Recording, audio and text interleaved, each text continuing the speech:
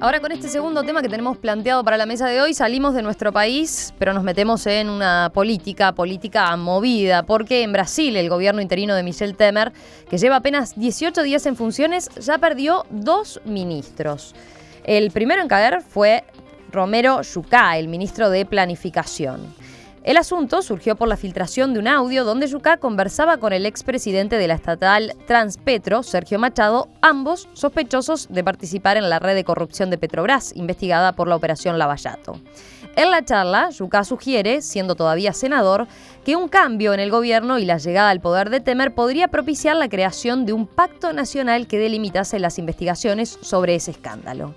El ministro, conocida este audio, decidió licenciarse indefinidamente para no manchar el nuevo nombre del gabinete. Pero el factor Machado no solo tumbó a Jucá, sino que también hizo renunciar a Fabiano Silveira, ministro de Transparencia, luego de que la historia se repitiera. En una serie de audios, divulgado por la TV Globo el pasado domingo, se escuchaba a Silveira discutiendo sobre la investigación de Petrobras con el presidente del Senado, Renan Calheiros, y nuevamente Sergio Machado. Calheiros también se encuentra investigado por la Operación Lavallato. Según el medio, TV Globo, la grabación fue realizada por Machado en marzo de este año. En ese momento, Silveira era integrante del Consejo Nacional de Justicia y en la conversación afirma que la Fiscalía estaba perdida en el caso Petrobras y orientaba a Machado sobre cómo encarar su proceso. Bueno, ¿cómo vienen siguiendo estos primeros pasos del gobierno de Michel Temer con estas caídas y estos sacudones? En algún momento se pensó en que, bueno, que esto por lo menos era un gobierno que iba a instalar cierta estabilidad, ¿no? En lo que venía siendo el ruido político y económico en Brasil. Sin embargo, esto sacudió. Salvando las diferencias, yo esto que está pasando en Brasil me hace acordar cuando en la época de la dictadura había pintadas que decía, el último que apague la luz. Porque realmente es algo, digo, que todos los días nos estamos enterando de alguno, es decir, no se salva ni el gato ahí adentro. Sí. Es una cosa terrible, es decir, primero, hay cosas que a mí me resultan casi incomprensibles, ¿no? Es decir, por ejemplo, está claro que no existe la privacidad. Y estos señores igual siguen hablando por teléfono cosas que deberían callarse, ¿no? Es decir, es como, digo, como un juego de tontos, ¿no? Es decir, no sé, si tenés que decir algo, decirlo personalmente y además tocar al otro a ver si no tiene algún micrófono oculto. Sí, en este caso las grabaciones igual son de marzo, capaz que no sabían todavía de semejante cosa, ¿no? Magnitud que habían tomado de semejante cosa, ¿no? Pero de todos modos a uno es como ver cómo nadie se salva, no se salvan los expresidentes, no se salva el PT, no se salva el PMVD, no se salva nadie. Es decir, es como que empezaron a correr una cortina de una corrupción generalizada en la cual realmente yo comparto, y lo hablábamos otras veces en esta mesa de los miércoles con Gerardo, Caetano, todo. En realidad Dilma, de todo esto que uno viene viendo, claro que uno lo ve de afuera, que no sabe, digo, pero parece ser la persona más menos corrupta, por lo menos, de toda esta historia, ¿no? Porque en realidad por lo que a ella, y además evidentemente por lo que sabemos de las escuchas telefónicas y todo lo demás, realmente su ida ha sido como una especie de preparación para evitar o para tratar de evitar que se siguieran profundizando determinadas cosas, ¿no? A esta altura, confesión de parte, ¿no? Y me parece que es un tema que va a seguir, lamentablemente va a seguir, porque todos los días nos estamos enterando de un corrupto nuevo, ¿no? O corrupta nueva. Rafael.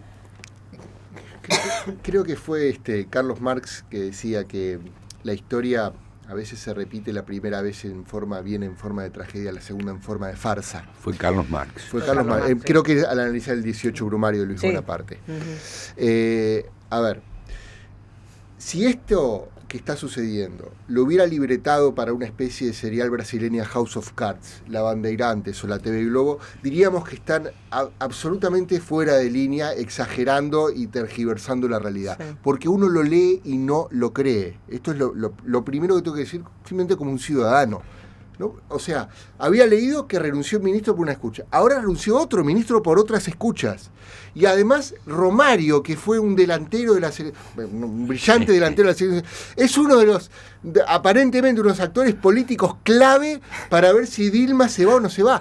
Parece una cosa increíble. Es increíble. Estoy asombrado de la capacidad. Como que Maradona decidiera la política argentina. Ahora, en esto que es hilarante, por un lado, descacharrante, uno diría, por otro lado, quizás acá el matiz con aquella frase de Marx es que esto también es una tragedia. Sí, es una tragedia, sin duda. Porque estamos hablando de un país que va a tener una contracción económica, tuvo ya del 4% del PBI, que está con un nivel de incapacidad de gobernabilidad feroz. No sé qué perspectivas le puedo. Gerardo Caetano, aquí en esta misma mesa, dijo: le auguro muy pocas perspectivas a este gobierno de Temer. Y la verdad, los hechos, vemos el desenlace de los hechos, no y vemos fácil. un gobierno extremadamente frágil. Además, ¿qué pasa? ¿Cuál es el factor de fondo aquí? Aquí es un pluripartidismo combinado con presidencialismo que le otorga a la política brasileña una fragilidad muy, muy alta. Entonces, ¿cuál es el resultado de ese pluripartidismo tan grande, Brasil, un país récord en partidos políticos? El resultado es que Dilma eligió como vicepresidente un tipo que no tiene nada que ver con ella. Entonces, que la presidenta esté en un juicio político y hoy ocupa el cargo el vicepresidente, no es una movida de matiz como podría serlo, digamos, que la vicepresidenta en Argentina ocupe el lugar de Macri, o que aquí, más allá de lo que polémica, ya lo dije, más allá de lo polémica que sea su figura, si Sendico ocupa el lugar de Tabaré Vázquez, no cambia 180 grados la política de Uruguay, pero en Brasil sí. Entonces lo que estamos viendo es auténticamente, por un lado una farsa y por otro lado una tragedia. Bueno, yo ahí quiero marcarte una diferencia sólida. Si Sendic ocupara la presidencia del Uruguay, las consecuencias podrían ser más o menos trágicas. Esto es un chiste, entiendo lo que tú dices, pero sería una alternativa que no me gustaría nada, ¿verdad? Porque no ha demostrado ninguna sapiencia en el manejo institucional. Pero concordamos que el signo ideológico del gobierno sería un cambio de 180 grados. Es una butal, es una butal. Larga vida. Yo lo que creo es que sí, Brasil está viviendo una situación institucional de una gravedad única, que además obedece a determinadas características de la forma tradicional de hacer política en Brasil, que no es igual a la del resto de América Latina, y considerando incluso las diferencias entre los distintos países. Pero comparemos con Venezuela, comparemos con lo que está ocurriendo en Venezuela. Brasil, pese a todo, pese a esta corrupción generalizada, a la debilidad de su presidencialismo, que es muy cierta, yo le agregaría un pluripartidismo sin tradiciones. Los partidos surgen, crecen y mueren en cuestión de años, de pocos años, a diferencia de lo que ocurre, por ejemplo, en Uruguay. Y estos fenómenos de los partidos religiosos, sectarios. Es una fragmentación política gravísima, pero que sin embargo Brasil ha sido capaz de continentar esa crisis y que no se traslade al campo social. Es cierto que está viviendo una situación económica gravísima, con una pérdida de su Producto Bruto Anual muy importante, pero todo indica que Brasil va a lograr salir, cosa que me parece a mí que no va a ocurrir en Venezuela, donde la crisis institucional se ha transformado en una crisis social, económica y cultural de unas características atroces. De manera que se puede hacer un voto porque Brasil pueda en definitiva superar todo esto. Yo creo que es difícil, creo que lo que dice Gerardo es muy cierto, la situación del nuevo gobierno es muy complicada, pero en definitiva no se ha trasladado, y eso me parece lo más importante del Brasil, a el tejido social, la crisis. De modo que por ahí tengo una pequeña luz de esperanza. Carlos, ¿cuál es tu posición respecto a...? Primero que ¿Sos optimista se podría decir que el destino de Brasil nuevamente está en manos de Romario, ¿no? Una vez más, ahora de otro rol. Es efectivamente una situación tragicómica, pero al mismo tiempo muy preocupante por las características del país. O sea, es un país continente cuyo destino tiene un impacto y una incidencia directa en Uruguay desde ya, pero en toda Latinoamérica. Y por lo tanto todos los países lo están mirando con mucha preocupación. Argentina, para empezar, con enorme preocupación porque tiene un impacto directo en sus vínculos comerciales, económicos, y por lo tanto la luz de esperanza que se abría, no de esperanza por los créditos que pudiera tener, sino por la estabilidad que podría traer inmediata el nuevo gobierno de Temer, se va desvaneciendo. Yo también hago votos para que esto tenga una solución sensata. Creo, con Heber, que Brasil, para empezar, uno tiene que imaginarse, en esto que hablábamos antes de los estados nacionales, que para que un estado exista, con determinados límites, con determinada estabilidad durante cierto tiempo, se necesitan muchos fundamentos. Entonces, es verdad que Brasil está en crisis, pero miremos ese país lo que es, el territorio que tiene, que logró consolidar con diferencias étnicas, sociales, y pensemos lo que nos cuesta a nosotros manejar la comunidad de copropietarios en un edificio. Eso es porque a veces hay que mirar en lo individual lo que cuesta lo colectivo. O sea, no es que Brasil va a desaparecer de la noche a la mañana, porque es un país que existe y que ha consolidado fronteras y es un país enorme y ha existido durante muchos años. Entonces no es la catástrofe de la noche a la mañana. Brasil va a seguir existiendo. Probablemente resuelva el problema. Lo que nos empezamos a preguntar algunos es si la resolución no va a terminar siendo la convocatoria a elecciones y un nuevo gobierno con un respaldo popular que Temer no tiene. Temer tiene un respaldo de las élites que le dieron un cheque, pero un cheque para que resuelva esto en 30 a 45 días. Y no lo viene logrando. Hay una diferencia muy importante entre lo que ocurre en Venezuela, insisto, y lo que ocurre en Brasil. En Venezuela, pese a toda la gravedad de la situación, hay una salida institucional que son en Venezuela que es el referéndum revocatorio. Claro. Brasil, desgraciadamente, con esa constitución ultrapresidencialista y con ese pluripartidismo de base, no tiene un mecanismo constitucional que le permita acudir al electorado. Salvo que sea cierto esto que están diciendo ahora, de que algunos senadores están retrocediendo y no votarían. Está bien, esa sería también una... Que hubiera un cambio de posición en la votación en el juicio final. Romario, por ejemplo, pero esa sería una salida muy comprometida, porque en definitiva el gobierno volvería al PT y el PT está en una situación tan grave de inestabilidad como los restantes partidos.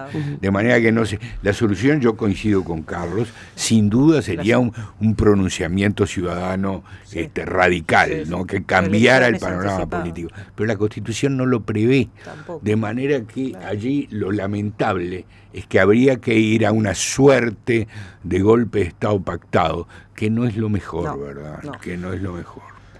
Sin duda el matiz que introdujo Heber en la mesa es importante. Esto es una cosa que también conversamos cuando estaba Gerardo.